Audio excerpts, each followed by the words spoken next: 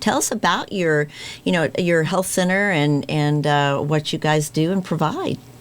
Yeah. So, from that personal story that I just shared, Mm-hmm. and my family myself choosing to do all those integrative therapies and Yes. the dramatic shift that it had on my life, physically, mentally, emotionally, I got to a point where I was like, oh goodness, like this is not something that I'm willing to keep quiet. This is not something that I'm willing to let go by, because I saw so many of my peers in the same situation struggling. And so what I first did was, there was two kind of like parallel things that I wanted to do.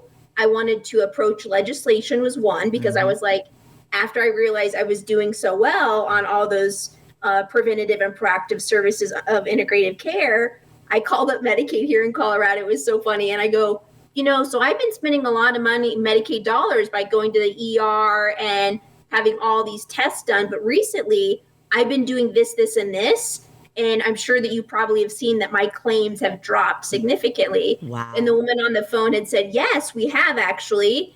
And I said, okay, so I would like to ask, instead of utilizing those dollars for the ER, can I utilize those dollars for preventative care? And she's like, well, that's not something that we cover. And I said, okay, well, and this is, I was in my 20s. So I was like, let me talk to your supervisor. And Oh my goodness. she goes, the way that we get that done is that we have to go through a legislative Yeah. process to inquire that Medicaid pay for that. Good So for that you. right away was the first thing that we did. Mhm. In 2009, we presented a bill in order for Colorado Medicaid to cover acupuncture, massage, and chiropractic, and specific to people with spinal cord injuries in the Denver metro area. Wow. Today, we renewed that waiver. So in 2021, we renewed it to not only just be spinal cord, but MS, CP, spina bifida, brain injury, and to be the entire state of Colorado. Wow. So that coverage is now allowing all of those populations